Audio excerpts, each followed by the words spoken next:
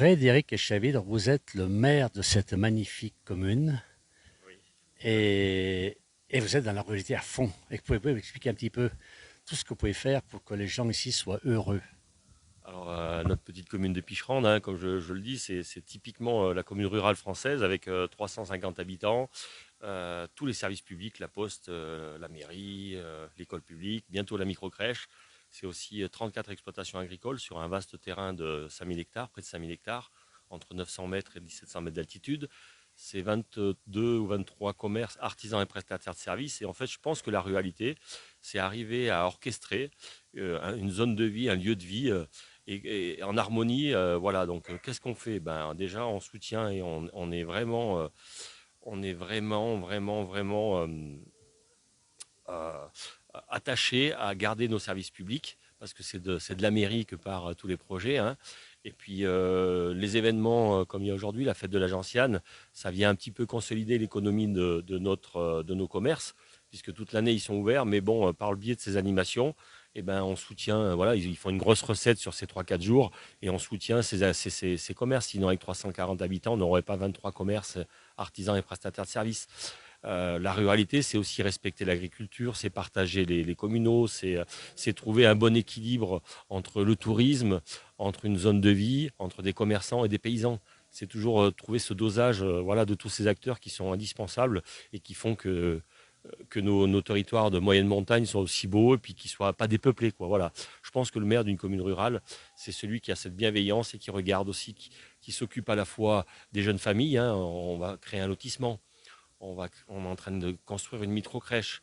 Et c'est aussi de s'occuper de ses aînés. On a ouvert la cantine à nos plus de 65 ans, à ceux qui sont tout seuls, isolés, ben, ils peuvent venir manger à la cantine 1, 2, 3, 4, 5 fois par semaine. Ils partagent un peu de temps, soit avec un ami, une amie, soit avec les enfants qui sont souvent des fois leurs petits-enfants ou leurs petits-enfants. Donc c'est toujours arriver à trouver une idée pour que les gens soient en connexion. Soyez heureux chez vous. Et soient heureux chez vous. Ouais, nous le dictons à Picherande, c'est bien vivre à Picherande et il faut que ça perdure. Vous avez peur qu'il vienne trop de monde? Non, non, non, non, non, mais en fait, moi, quand je suis arrivé maire, on m'a dit oui, tu verras, les paysans, ils sont assez vieux, ils vont pas se renouveler, ça va fermer des fermes. Bah non, elles ont toutes été reprises. Aujourd'hui, effectivement, on est au virage de faire la reprise de certains commerces, hein. Il y a les commerçants qui sont dans les années 80, ils sont soit proches de la retraite, soit ils ont un peu passé l'âge, ils font un peu de rab. Mais moi, je suis assez serein. Je pense que le mandat est parti avec une idée, c'était consolider l'école et puis c'était surtout de créer une trilogie entre l'école, la microcrèche et un lotissement et des appartements à louer pour que les gens viennent s'installer. Et on est à 1 an et demi de la fin du mandat et puis on a réussi à mettre tout ça en place. On a 7 appartements, on a un futur lotissement qui va être livré en juin 2025 et la microcrèche va être ouverte en septembre 2025. Et je pense que c'est ça, les gens pour s'installer, ce qu'ils veulent, c'est des services derrière pour les appuyer. Aujourd'hui, on a soit des paysans, soit des gens qui travaillent en station, parce que la réalité dans le massif du Sancy, c'est aussi des gens qui travaillent pour les stations, des saisonniers, ou des gens qui travaillent dans la restauration aussi, avec la fluctuation de la clientèle. Et ils ont besoin d'être accompagnés pour la garde des enfants, ils ont besoin d'être accompagnés pour un certain nombre de choses. La ruralité aussi, le petit plus, c'est on va offrir avec le lotissement, les lots sont plutôt petits. Et par contre, à côté, donc les gens vont acheter les lots, mais à côté, ils vont bénéficier de la mise à disposition d'un petit terrain pour un jardin partagé. Ça coûte pas grand-chose, mais c'est surtout de la bienveillance pour dire, voilà, vous achetez pas le terrain pour faire votre potager, vous achetez le terrain pour faire votre maison, mais le potager, il a quelques pas.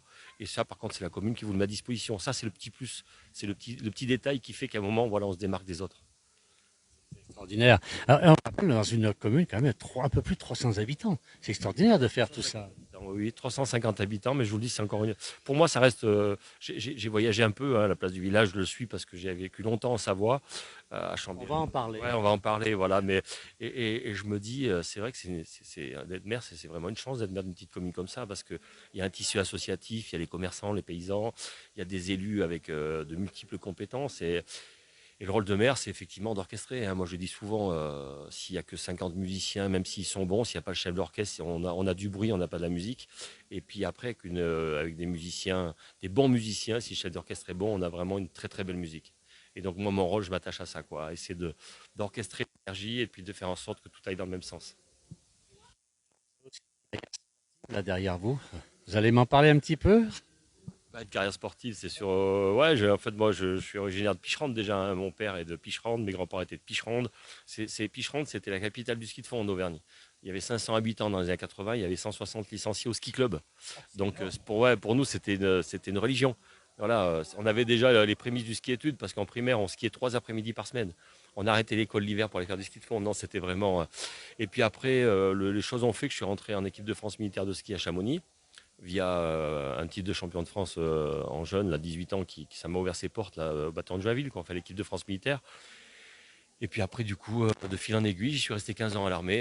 Je suis rentré athlète et puis j'ai terminé entraîneur à l'FMS, donc à l'équipe de France militaire de ski à Chamonix en 2006. Voilà, et j'ai eu l'immense privilège de partager l'aventure olympique pour l'équipe de France de ski de fond en 2006. Avec, à l'époque, avec la grande équipe derrière Vincent Vitoz, le Cluse. Voilà, c'était la belle époque, quoi. Eh bien, écoutez, monsieur le maire, merci beaucoup. Hein, et merci de nous avoir accueillis comme à la place du village, dans ce magnifique village. On est là, on est à la limite du Cantal. Ici, on est à la frontière entre la Nouvelle-Aquitaine et la région Rhône-Alpes-Auvergne.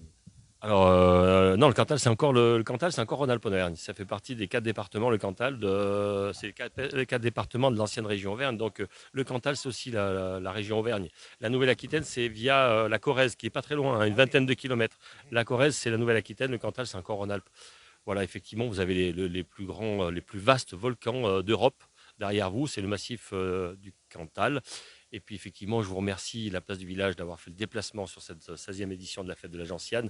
Un petit clin d'œil, on rapprochera les Alpes avec l'Auvergne très prochainement, parce que mon projet, j'en profite, hein, pour faire passer le message, je sais que vous êtes très écoutés. Mon rêve en tant que maire et puis en tant qu'ancien chasseur alpin, c'est de faire jouer la fanfare des chasseurs alpins du 27 à Picherande pour la 20e fête de la Gentiane, donc ça sera dans 4 ans. Voilà, donc j'y travaille. J'ai déjà pris un peu des contacts avec le président de l'amicale de l'EMHM à Chamonix, le général du Trémollet. Et puis j'aimerais bien que ce rêve se réalise. Je trouve que ça serait. Il y a beaucoup, beaucoup, beaucoup de Picherondais et d'Auvergnats qui ont servi les chasseurs alpins dans les années 70, 80, 90, parce que c'était des gens rustiques, des gens qui craignaient pas le froid, et ils servaient toujours les chasseurs alpins. Et je pense que le plus beau cadeau qu'on puisse leur faire, c'est que la fanfare revienne leur faire revivre un peu ces émotions quand ils ont servi dans les BCA il y a 30, 40 et 50 ans, quoi. Voilà. Eh bien, écoutez, je souhaite s'ils viennent. Si on peut donner un petit coup de main avec la place du village, on le fera avec le grand plaisir. Monsieur le maire, merci beaucoup et bravo pour cette belle fête de la Gentiane, c'était extraordinaire. Merci bien.